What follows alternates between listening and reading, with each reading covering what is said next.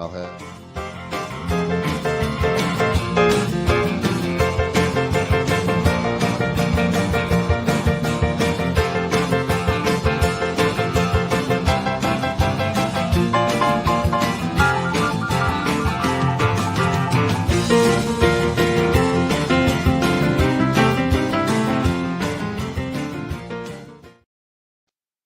Hey, everybody, welcome to another round of Around the Piano.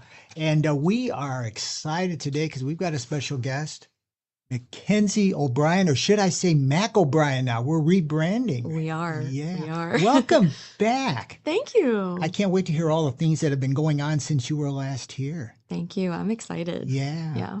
So tell us a little bit. I know you've got a new album coming up, which sounds exciting because it sounds like you've got some great backup people from Nashville on that album with you. Yes. Yeah. Yes. Tell us about that.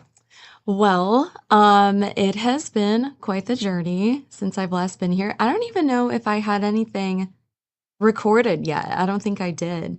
So we're kind of going in a different direction where I was doing a lot of pop country stuff, and I felt like it has just not been me, and I had to go through that whole journey to realize it, that I've always loved more of the alternative music and rock music.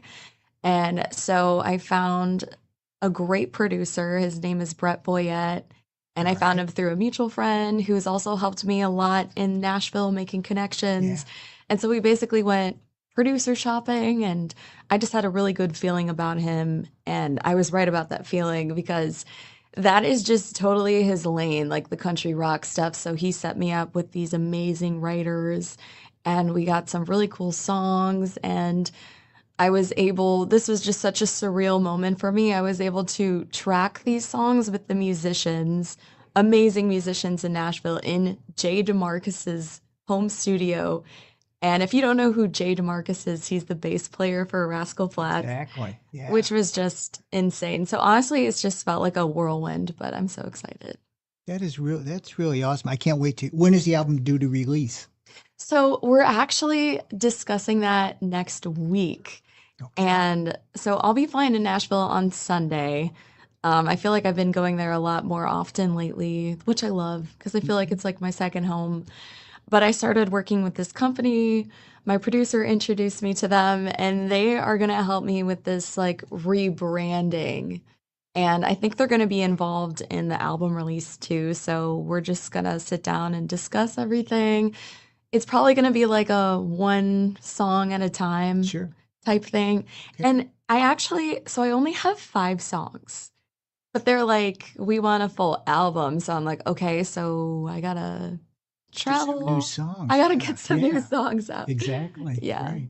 So I've just been, I don't know, my creative brain is just like weird. Like it's very sporadic. So like I'll get inspiration, like if I'm driving in my car, and I'll put on songs that are similar to my album, and then words will just kind of pop up in my brain. So I've just been like writing those down. Like if you saw my Google Doc, you'd be like, what does this even mean? It like doesn't make any sense, but as long as it makes sense to you. It makes sense to me. Yeah. I don't think it makes sense to anyone else. They might think I'm crazy. That's fascinating. Well, everybody has a different way that they go about coming up with new tunes, and the way the creative process works. Yeah. And whatever works for you, that's the cool thing about it. Now, I also understand you've got a duet maybe on one of these tunes with Will Champlin. Yes. Yeah. Yes. And tell people where he's from. So Will Champlin, he lives in LA, and he's also a good friend of my producer, which is just great. He's got all of these amazing musical connections, and it's just been wonderful. So he actually turned me on to Will's music. He's like an amazing singer. He was on The Voice, and he's also a rapper. But his music, like his rap music, is really cool. It's got like these like dark vibes to it, almost like kind of like 21 Pilots in a way. Okay. And I was like, I would just love to work with him. And so he set up a songwriting session with my producer, Brett, and then Will came in, and we wrote a song called Cold Blooded. And then when Will left the right, like I just knew he was a musical genius, but my producer was like, oh yeah, his dad was in the band Chicago.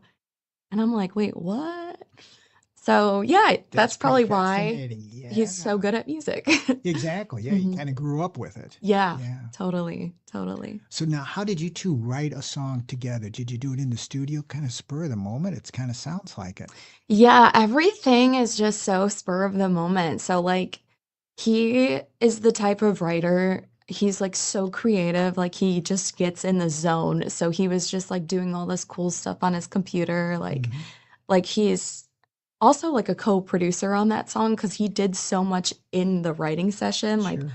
all of this cool looping with the banjo, like he got the banjo out, recorded it. So like a lot of the stuff you hear on the song is from the writing session. Nice. And it's funny because I have another song called Addicted to Pain that I thought might be a good duet, but when we recorded in the studio, we recorded Cold Blooded, and I was like, me and Brett were like, okay, we should get Will to sing on this song too, Hmm. because it actually works as a duet. So we didn't write it as a duet, but like, It came out that way, yeah, though. Yeah, yeah, it did. So naturally. he's singing on it and he sounds amazing. So Can't wait to hear it. thank So you. that'll be released. Well, you don't know for sure. That's what you're going to discuss later. Yes, Okay. Well, let us know because we'll be definitely. watching. Definitely, That'd be definitely. very cool. So, what else is going on? You've been spending a lot more time in Nashville, obviously. So, Mhm. what's else is new in Nashville with Mackenzie O'Brien? Yes. So I mentioned a little earlier that I'm working with a new company, and so they're called TSP Creative. And um, so far, it's been great. Like they invited me to a red carpet event that I had to like scramble to get ready for. It's actually a pretty funny story how we got ready. Um, but anyways, I'll talk more about TSP, and if you wanna know the story, I can definitely get into it. It is like a whole thing, and my dad's looking at me because he's involved in it. Um, Then we've got to hear it. Then but we've T got to hear it. Now yeah, that we've got that teaser, go for it. Let's tell us that, and you can bring your dad on if he needs to tell part of that story. I know he's probably really mad at me right now, but so He'll get over it. Dads do. yeah, yeah, he will. That's why I'm gonna tell it to you. Um, so they're like an artist advancement company. So like wherever you are in your career, like they have all of these connections and they're so good at like visuals and photography. So like they help you get to the next level. And so they've been helping me with this rebrand, and that's why I've been going down there more often. And they did like a focus group to change my name to Mac O'Brien, not Mackenzie O'Brien. And I was like, oh my God, I love it. And probably have to do some different stuff to my hair, which is a thing. But anyways, so they invited me to a red carpet event or purple carpet because it was purple at what was the place called? It was like a famous record. RCA Studio A. Thank you. Where RCA. Elvis, So where Jolene, Jolene, Chris recorded their Stapleton recorded The Traveler there. So this place is iconic. I was so excited. And they were like, okay, so let's get you like a cool jacket to wear. Look for a cool jacket. And so we went to a boutique, found a really cool jacket, because we had to like pretend like we belong Sure. in this place. So I was like, okay, I'm just gonna go for it, you know. I found a really cool jacket, and then they told my dad, okay, you can't be her dad at this place. You are her manager. He had to introduce himself only as my manager. And they were like, you need to find a sport coat to wear. So I was like, okay. So, like most of the producers in Nashville, they keep it cash and the managers. So, like jeans, boots, black t shirt, and a sport coat. But he didn't have one. So I was like, okay, let's I just, didn't have one because we had traveled down there. yeah, We didn't have it with he us. didn't have it with him. And so I was like, okay, let's just go to Express because, Express. I didn't realize that this was like a legit Express, and the only Express stores that I've ever been to are like factory outlets. Like, because I have no idea. But this was like a really bougie mall. There was like Louis Vuitton and Gucci and stuff. And this like style consultant. At J. Crew. Oh no, I thought it was Express. Okay, J. Crew. I'm sorry. I'm sorry. J. Crew, thank you. You had like a style consultant help you find the right sport coat. And so, anyways, we get to the checkout. How much was the total? It was $650. $650. So this is the mall where Keith Urban shops there. Oh, Yeah. And I had no idea. I'm like, we're just going to J. Crew. Like, whatever. Sure. It'll be like $80, you know. I would advise wearing it more than once. that's it. Yeah. Yeah. Well, here's what Here's happened. where the story takes a turn. So Aha. as we're leaving the store, I whispered to my dad, I said, okay, keep the tags on it. We're going to wear it tonight. And then we're going to return it tomorrow because that's just ridiculous for one night event for one sport coat. And so he wore it. Everybody said he looked great. And then the next day we're in the parking lot and I swear you were having like a panic attack. That's the part where I didn't know we were going to talk about that. I'm sorry. And there it is. I think we were both like really panicking because we're like, oh my God, they're gonna judge us. Like they're gonna know, they're gonna Right. know. And thankfully the same lady wasn't in there.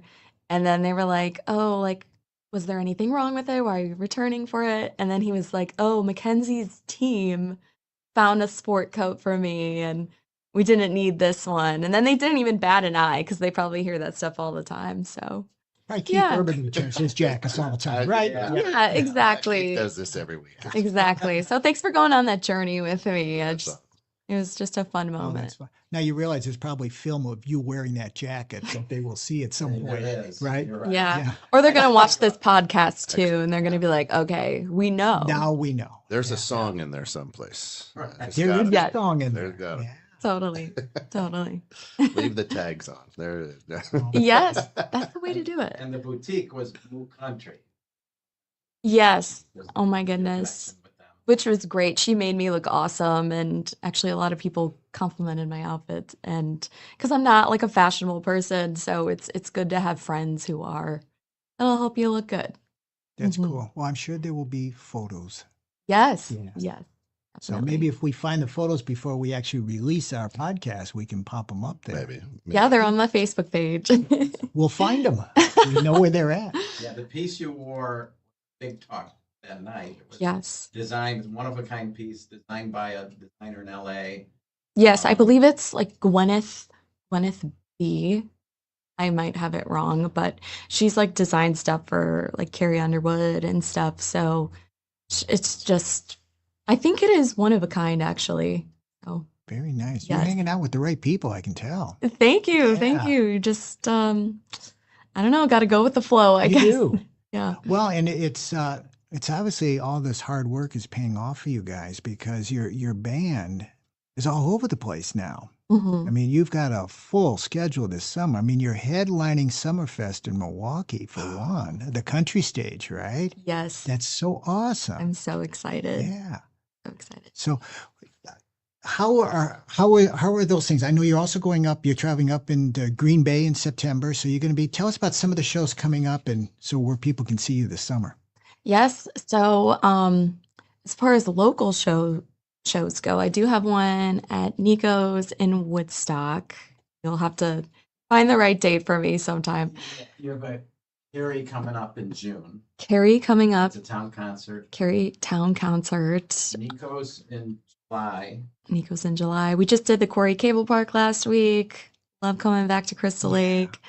And then we have some really exciting shows. They're all really fun, but I feel like I'm just like, okay, we really need to practice for these specific shows. Like 4th of July and Mundelein is just such a blast. We did it last year. We have the Mhm. pleasure of doing it again this year.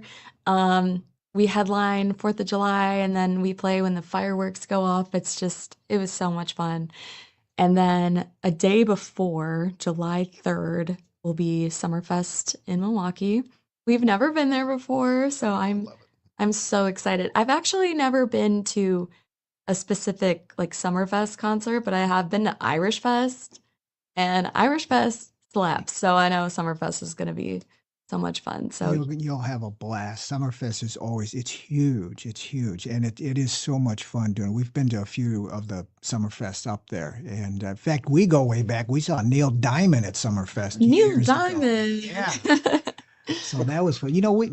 Deke, we might have to make a road trip for this Summerfest. Hey, we can go to Nico's. I just had lunch at Nico's yesterday. Did you? So, yeah. Okay, there we go. Nice. We can do He's a that. good buddy of mine, so that's good. Oh yeah, he's great. Yeah. Excellent.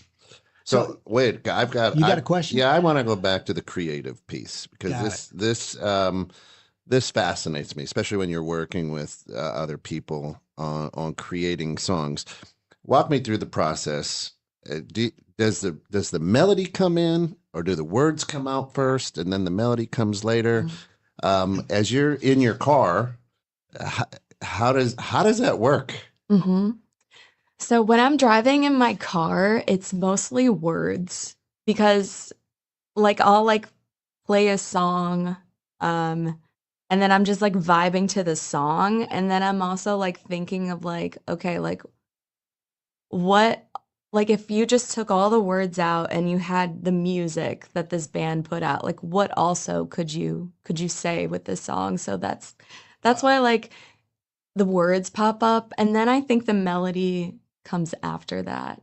But when I'm writing with people, it could go either way. It's like completely different. Like when I was doing more of the pop country songs, a lot of the times it was more about the songwriting, because country music and songwriting, they're like this, like you want to tell the story, you want to get that really clever hook line. But with this new brand change and like new musical style, the country rock stuff's a little bit different because it's more about a feel, it's more about a mood.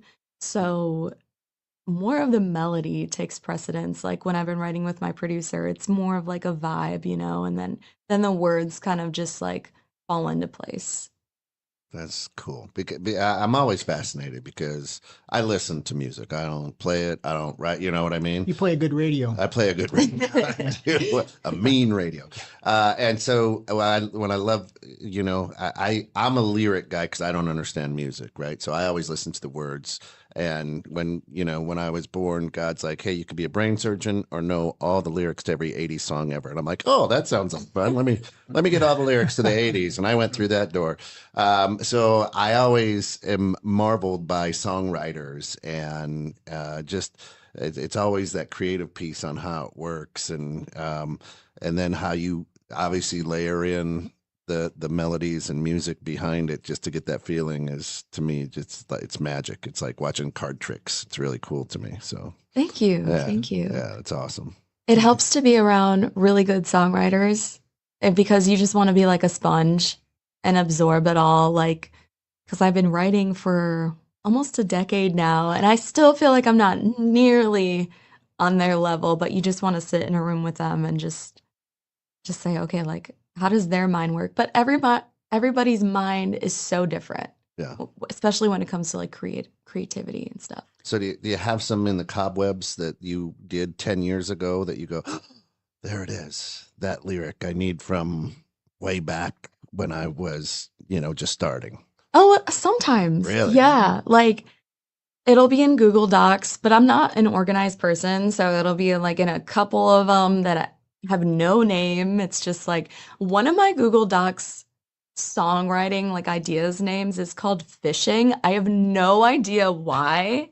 But that's how I know to look for it. And then in my song, like in my phone, my voice memos just have random melodies. They do not sound good because it's just like me like humming really quietly so nobody hears me. And I'm like, okay, maybe there's something there. But you always know if something is good if you come back to it later. Because you might think something's good in the moment, and then you come back to it a day later and you're like, that's trash. But if you come back to it like a day later and you're like, oh, that's good, you might have something there. That's awesome. That is awesome. Some of these songwriters that you're working with, obviously this past year, you've been exposed to a lot of new songwriters that you've worked with. If you found, what are some of the things that you have found and tips that you've picked up from them that have helped you with your songwriting? Mm-hmm. I think a lot that has helped is like, and not necessarily tips from other people, but like what I've experienced over the past year is like gaining more confidence in myself. And I think I had like a revelation because when I was doing the pop country stuff, I had like no confidence, like, because I honestly think it's because like that's not who I am. And so like when you're trying to write something like overly clever, it does like sharpen your tools in your toolbox. But when you're constantly trying to do stuff that you're not feeling authentic with, like, because I always had like these moments where I'm like, I just don't know if I'm meant to do this, you know. But when I started working with these writers that have the same music taste as me Sure. and get the vibe that I'm trying to go for, it's like, oh, okay, it all makes sense now. And like I've just gained so much confidence because like the writing styles has just been so different. So like when you're trying to come up with something like clever and cheeky, and then sometimes I've been in the room with those specific writers and they're like so smart. They're really good writers. And I'll be like, okay, let's write something that's like dark and emotional. Sometimes they'll take one look at me and go, you don't really seem like that. Let's write something about a relationship. And I'm like, I don't want to write. I'm done writing about relationships. You know, so it's just finding the right people. Sure. Which makes a lot of sense. Well, I can tell just from the last time we talked on the show, your confidence level's gone way up since then. So obviously things have been going well for the last, I think it was what, 6 months ago that we talked? Was it the fall sometime I think you were in? Yeah, Yeah, maybe in yeah. November. Yeah. Yeah. It was early on, but yeah, but the fact that now I know you'd been going to Nashville prior to that, but now sounds like you're becoming a staple down in Nashville. You're making the connections, the right connections, and working with the right people. And it's in this industry, we have always found that people help people.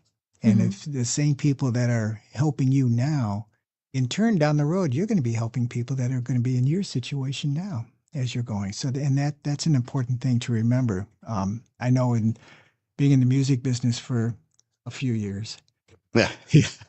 I've seen that in whatever aspect of the music industry you're in, people do want to help other people. You never look at competitors. You know, there's other singers, I'm sure, that you look at their competitors maybe, but you learn from each other and you support each other, which is very cool. Absolutely. If you had to pick one songwriter who was your favorite songwriter that you would pattern yourself after, who would that be? Ooh.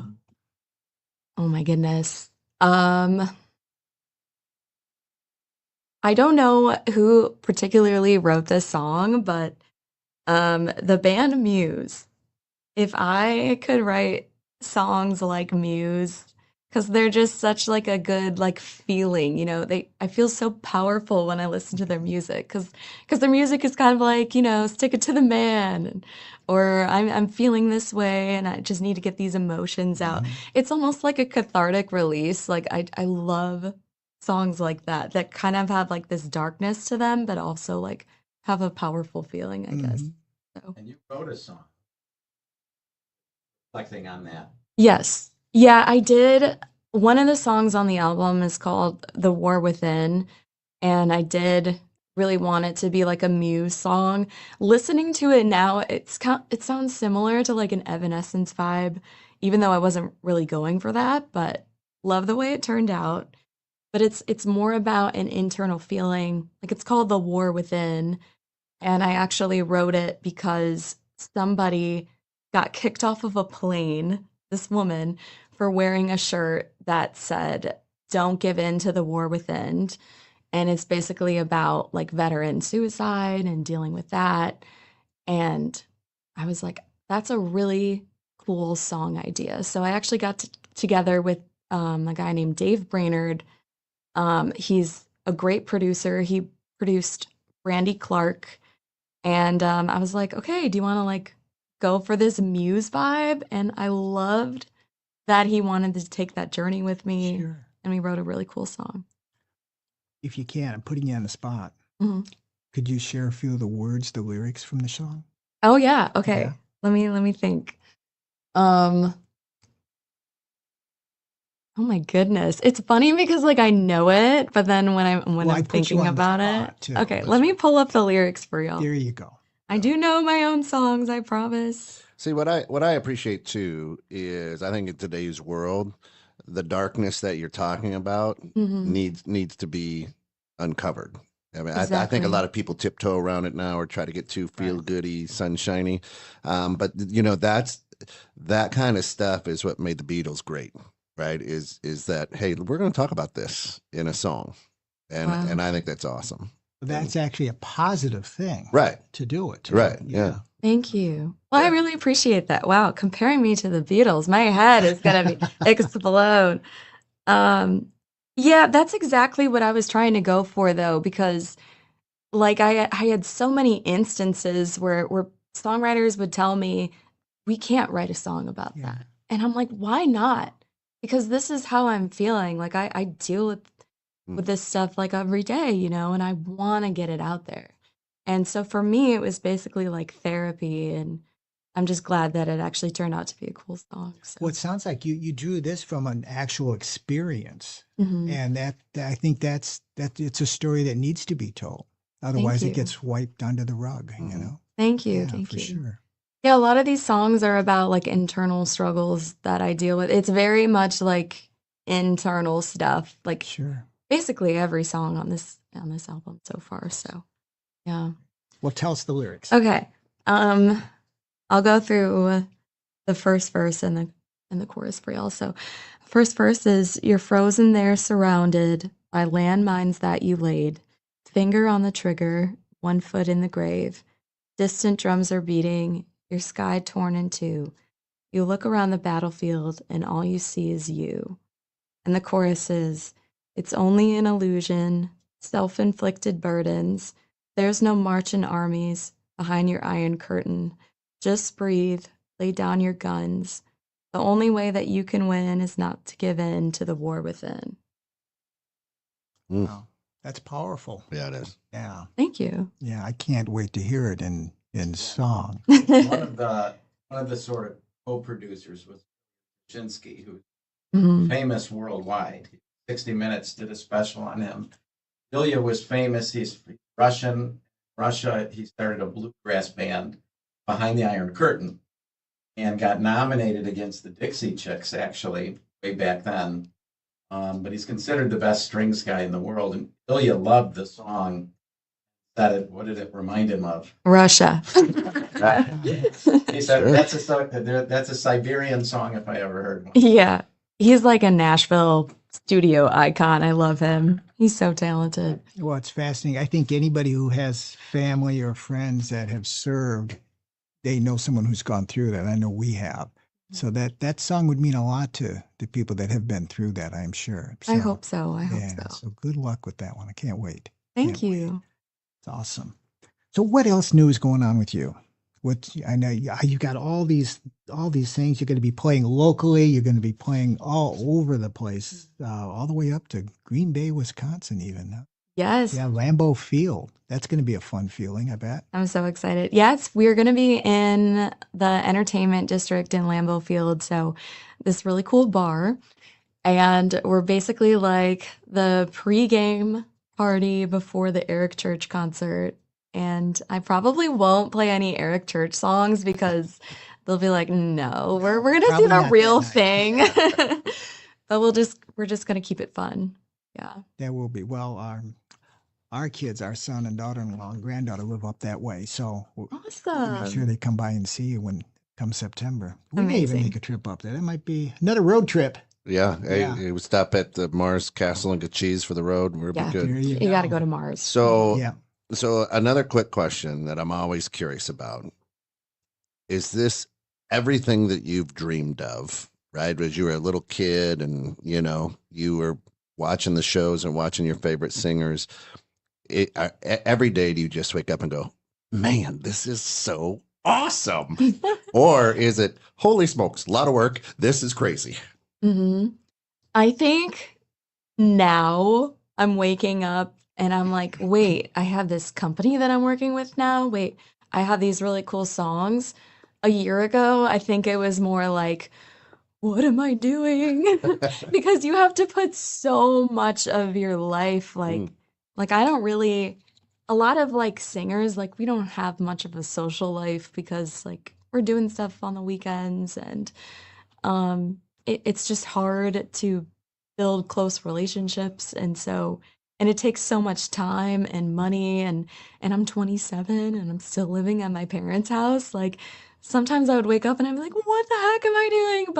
But now, like, that I didn't give up and I persisted and this cool stuff is happening, and I'm like, okay, this is why I kept doing what These I was other doing. companies are investing in you. Yes. Not that Exactly. we're Exactly. with their Mhm. resources, their time, their people.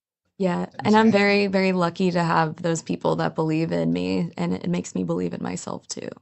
Overnight success does not happen overnight at all. Definitely not. No. So No. it takes a lot of hard work, dedication, and the tag never give up. Once you Mhm. give up, that's the only time you're done. You know, Right. that's how that works.